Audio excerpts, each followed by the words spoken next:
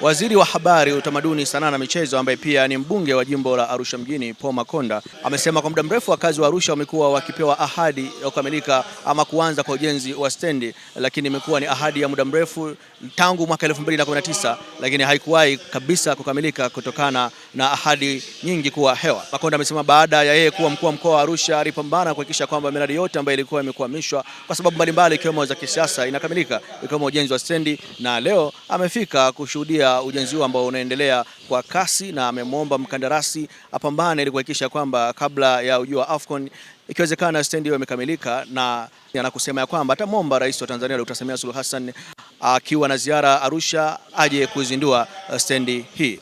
Mimi ni Bakari Chijumba.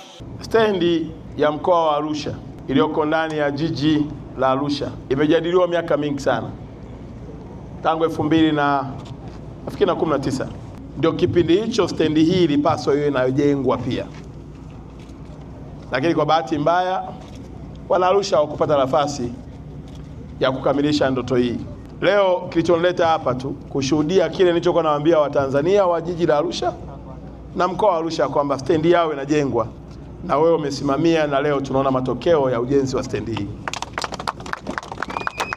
Kwenye loti moja ya mkataba, stendi hii pamoja na soko yalikuwa ndio mambo makubwa ya wana Arusha wanayoyataka, na kwa kweli wana Arusha walichoka kupewa hadithi za lini stendi itajengwa.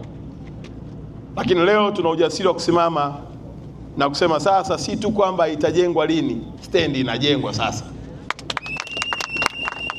Na chini ya usimamizi wako sina shaka ya kwamba mkandarasi huyu ataendelea kufanya kazi na kuikimbiza ili kabla ya AFCON Daktari Rais aje azindue stendi yetu ya hapa Arusha jiji. Na tunatamani anapokuja kwenye uzinduzi wa miradi kwa ratiba tutakayomuomba, basi azindue soko letu la Kilombero, azindue kiwanda chetu cha madawa, atuzindulie stendi yetu, na ikiwezekana atuzindulie na uwanja wetu wa AFCON wa Samia AFCON City.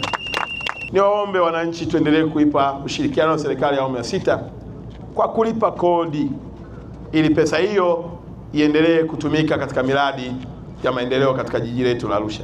Ombi langu la mwisho kwa wananchi, stendi hii inapojengwa hapa ni fursa za kiuchumi zinazoletwa hapa.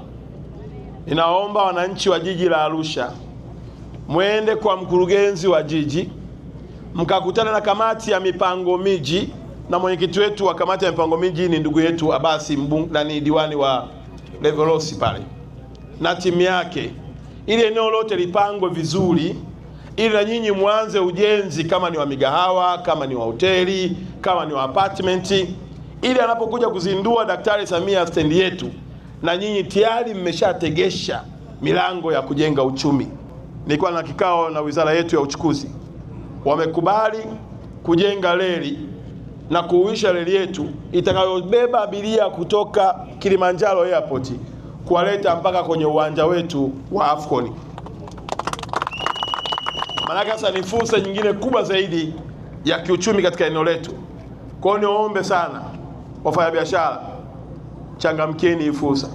Sio stendi inakamilika tunaanza kujenga tena vibanda vya mabati. Tujenge vitu vya hadhi inayofanana na stendi yetu ambayo Daktari Samia ametuletea. Kwa hiyo niombe wananchi wa jimbo la Arusha, jamani, chonde chonde. Serikali ya Samia haitakubebea manoti kukuletea nyumbani kwako, inakutengenezea fursa za kukusogezea wateja. Wewe ni jukumu lako kujua hawa wateja ni wa namna gani na nifanye nao biashara ipi.